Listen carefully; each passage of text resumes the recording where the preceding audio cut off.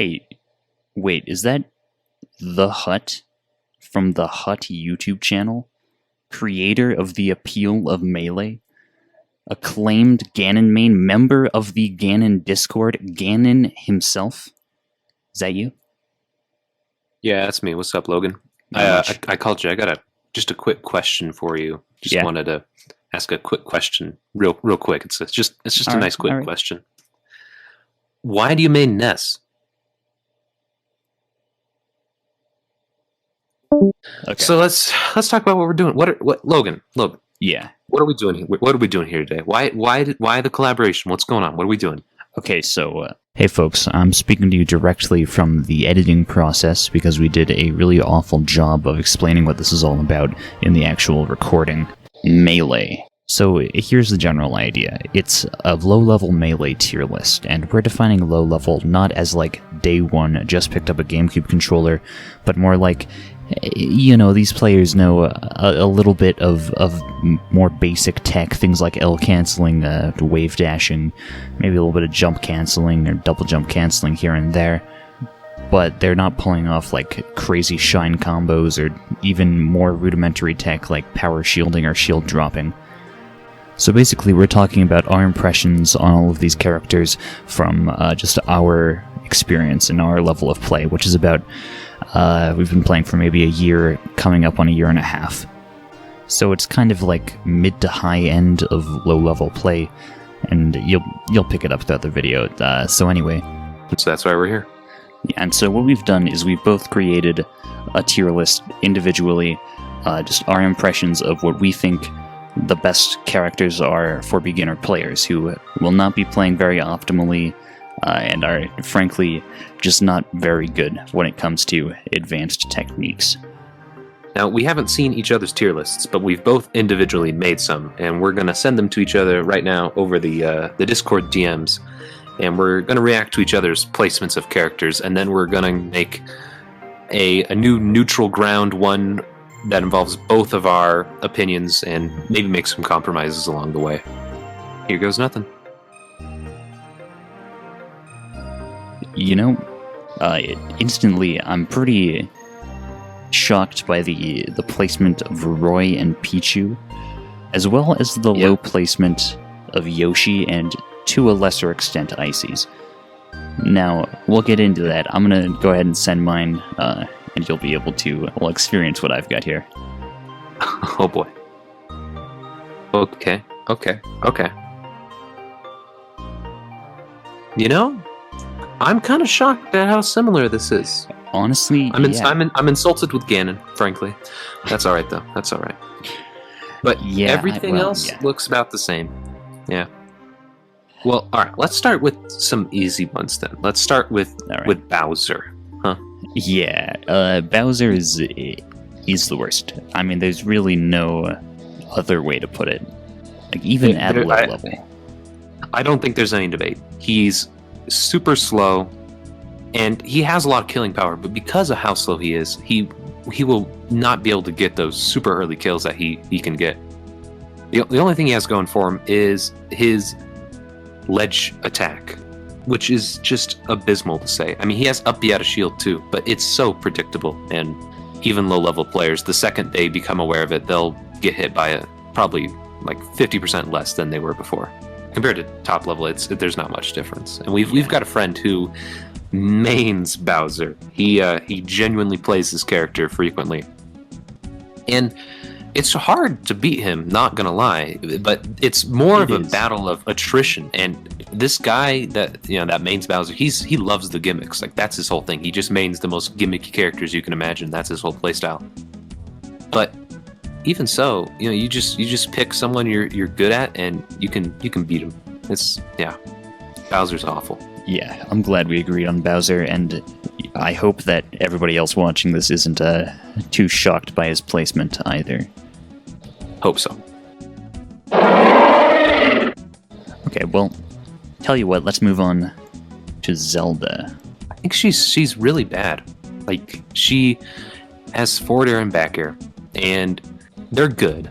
They're kind of hard to hit. They're definitely marginally harder to hit than knee. But other than that, she's just super slow for no reason. Like, all of her projectiles and specials do nothing. They're too slow and their hitboxes suck. And her grab, infamously, is human reactable. And I'll never forget the first time I used the grab and landed it. And I realized when the hitbox came out, I like audibly gasped and had to pause the game at realizing how genuinely awful the grab was. I think the real testament to how bad Zelda is just looking at every other character on the roster and thinking, what tools do these characters have? And then comparing that to forward air and back air with Zelda, and that is it. So, continuing along with my tier list for now, Kirby. I notice you have Kirby the bottom of low tier, above DK. Yeah. Well, I think when looking at all the characters on my tier list who are below Kirby, they all have something about them that is really bad. Like Bowser, he's just crazy slow. Mewtwo is super light, Zelda is super slow, and DK is massive. And Kirby doesn't really have anything super bad about him. I mean, he's light, yeah, but not to the point of it being just horrendous. You can jump out of his grabs, but, I mean, you're not fishing for grabs as Kirby anyway. All his normals and specials are just okay. He's just meh. He doesn't have a wow factor or a horrendous factor. Looking back, I actually agree on the placement of Kirby above DK. Because something that's always struck me about Kirby is just how normal a lot of his moves are. Like, it's kind of like a mixture between Fox and Mario. Fox without shine, that is. And of course, a lot worse than both of them. But all of Kirby's moves are just kind of standard. And there's not really anything that makes you stop and think, besides the grab, as you mentioned, that makes you stop and think, man, this guy is clearly absolutely bottom tier. Now, he is still bottom tier, I would say. He really just struggles to kill, and he himself dies pretty easily. I do think he should go above DK, just because he doesn't have anything that really stands out as being a true weakness. So I think next, honestly, let's talk about DK. Let's get him out of the way. Get the big fella done. DK is an interesting one to place because I honestly think at low level he's even worse than at top level, primarily because we don't know how to effectively DI, how to get out of disadvantage as well as better players would. And DK is just combo food. Any hit that you don't think should combo, it might lead into another one, because he just has this massive hurt box, and is, of course, massively heavy, and he just stays in combos. Like you said, his disadvantage is bad, but not only that, his advantage isn't really good for low-level players either. Combos off of grab are really awesome, and they look simple, but you have to be able to short hop and L cancel and fast fall all of those aerials in really quick succession, and that's not something low-level players like me and you are particularly capable of doing, at least consistently. I think he has one good move, and that's his neutral B, but you have to charge it for a while, and you can see it coming most of the time. It does come out pretty quick, and it is a disjoint, like the entirety of his fist, which reaches a long way, is invulnerable, and that's pretty good, but you're never going to get to a point where you can use it because his disadvantage is just so bad. Okay, so Pichu. You have Pichu pretty darn high in your tier list, and I have Pichu at top of bottom tier. So first, I want to hear what you have to say about Pichu. Ink Pichu at low level is kind of busted. I don't think what makes Pichu bad has much effect at low level play. Pichu has a lot of strong moves and big hitboxes that can push that little rat's advantage. The up air is really massive and combos into pretty much anything and is super intuitive. And F smash kills really early. Up smash kills pretty at decent range, and down smash is good for tacking on percent. The disadvantage of your moves dealing damage to you, I feel like doesn't matter. You're so light that you're just gonna die super early anyway to a Fox up smash. To an extent, I do agree that Pichu's placement on my tier list was likely too low. However, I do think yours is too high, mainly just because Pichu is still super easy to kill. He just dies super early. I think Pichu kills early enough that I would place him decently high, not higher than Samus. I think that may have been a mistake. I'd maybe change him to be the bottom of mid tier on mine. So, putting Pichu aside for now, we'll have to look at some of these other characters along the way to figure out where he truly belongs. I notice you have Roy pretty high as well. Earlier, before we started this call, I said there was a quote I was going to have a hard time not saying. And that quote, of course, is, "A skilled Roy can beat any fox." And I believe that at low-level play. I think Roy has the F smash and the neutral B, and even that third hit of side B that just kill. And low-level players will rush in and do a stupid roll and just get hit by it. He will just kill at like 40%. It just happens. Looking back, I do think my placement of Roy was a little too low, not giving him enough credit for our level. I think maybe bumping him up to the high end of low tier is reasonable, but I think moving him into mid tier might be a little extreme. Well, I guess we should probably put Roy aside for now, because, again, Yes. they're on very different placings on our tier lists, and we have a lot of characters in the middle that we have to talk about before we can properly rank them. Looking at Mewtwo, you had Mewtwo as the second worst. What was your reasoning for that? That's complicated. I think I put Mewtwo a little too low, first of all. I would definitely put him at least above Zelda. I put him down there because he's slow and he's light, and everything about him that is pretty good at top level, like what you see Leffen do at major tournaments, it's just not going to happen at low level. Like the crazy combos with forward air don't really happen, and double jump canceling as Mewtwo doesn't get you as much as Yoshi or Ness even. He's too light. That's it. I would definitely agree. Now, we might want to discuss Ice Climbers. Another different pick for us, and I want to hear your take on why they're up so high compared to mine. To be honest, Ice Climber's placement was just kind of a default pick, you would almost say.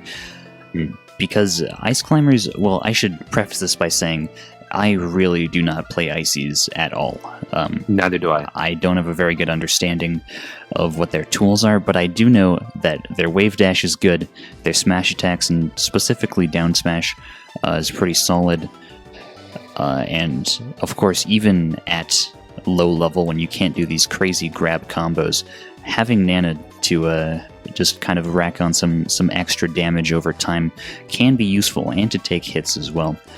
Yeah, because I can't see any clear weaknesses or too many clear strengths, they kind of just fell into mid-tier by default. I can totally get the reasoning on that. I totally get it. The reason why I put them so low was, well, it mainly came from the question of, are they really better than Yoshi, Ness, Mario? And I couldn't bring myself to say yes, because I think at a low-level play, most people won't make good use of their tools. Like, yeah, their F smash and down smash are pretty strong, but what makes them so great is their grab game, and their grab game is not existent at low-level play. I think my placement more so comes from a place of thinking everyone above them is good, like a lot better. That is a fair point. It's fine. I would agree on a lot of the characters above them. I might bump Ices down to low tier, probably still on the higher end of low tier, but maybe mid tier was a little too high for them. So we'll have them in low tier. Call it a day. And speaking of low tier, let's discuss your main. Let's talk about Ness. I've been waiting for this. My guy Ness. Ness isn't good. He's not very good. However, he is not that bad at low level. What I think Ness's greatest weakness is just his recovery, and it's pretty clear that his recovery is trash, but it's not too hard to use as long as nobody's pressuring you. And of course, one of the characteristics of a low-level player is that we kind of suck at edge guarding. And so I think that doesn't completely nullify, but it does kind of soften one of Ness's greatest weaknesses. And beyond that, Ness has a lot of good tools, especially for people who don't really know how to work around them. Like, of course, back air. Back air is Ness's equivalent of Falcon's knee. It's not quite as powerful, but it is a strong move, and it's not that hard to hit. He has a lot of just kind of okay tools. One of the things that I frequently think to myself when considering Ness's tier list placement is just how, at first glance, he really doesn't seem that bad. A lot of his tools, like his aerials, they aren't great, but with the exception of back air, which is pretty great. They're solid, though. They're not ridiculously weak. He's kind of like a better Kirby in the sense that he feels pretty standard, except for his recovery, which is highly exploitable and pretty just awful at high level, but at low level, against people who don't really know how to edgeguard, you can kind of get away with it. So I think he's pretty solid. He's not a good character, even at low level, but he's definitely better. Absolutely. And the other thing about him that is contributes to him being a little bit higher on the list than where he normally would be is the double jump canceling he can do. Ness makes great use of him because his back air and his forward air and his up air put out big hitboxes, and his forward air especially puts them out quickly. And so you can tack up some percent pretty quickly with Ness with just a few follow-ups. Not necessarily a combo, but you can, I'd say he can get follow-ups nicely with his double jump cancels. And let's not forget Ness's throws. Now, Ness's grab is, of course, awful. It's the second worst in the game, is that correct? Oh, I think so, yeah. Yeah, it's really hard to land a grab with Ness, but, of course, back throw kills really early. It's a somewhat infamous character design decision, yeah. But up throw and down throw can be good. As you said, not exactly combo starters, but they can lead to a few follow-ups, kind of 2-hit, 3-hit combos. He's got an alright throw game. His grab game is just awful, though, actually landing those grabs. So we'll put him higher up in the low tier. Okay. I noticed that we both had Mario directly above Ness, which is interesting. Yeah. And the other thing is, we both have Mario significantly lower than the other plumbers. He doesn't have anything special. Luigi has the super funny wave dashes, which you don't even have to have optimal wave dashes for him to just be zooping around the stage. And he has some great aerials. Good stuff. Dr. Mario, he just has killing power. Mario, his forward smash and up smash are both pretty good. His forward air has a meteor, which it sends hard enough that some characters might not be able to recover, but he doesn't have anything that's that great. He's just meh. Yeah, I brought up the idea that Ices were kind of a neutral pick. In reality, Ices, they have some pretty powerful options. Mario is the most neutral blank slate character on this tier list. The issue is most of the cast is above that. Most of the cast has some sort of distinct strength that they can use to their advantage. While Mario, he really doesn't have anything all that special about him, anything all that notable, either strengths or weaknesses. And unfortunately, that puts him below a lot of other characters that have some sort of strength, at least. I think the only weakness I would say is his recovery isn't great. But even then, it's not bad. He can stall with both down B and side B, which is nice. His up B just doesn't go very far and is not very useful on stage. And I find personally that I struggle to kill with Mario. I rack up damage pretty well. I think a lot of his combos and follow-ups are pretty intuitive. However, actually landing a big hit to take a character's stock I find it pretty challenging. Absolutely. Yeah, playing Mario, I'll regularly get characters, my opponent, to like 180% before I can land a nair on him to take him out.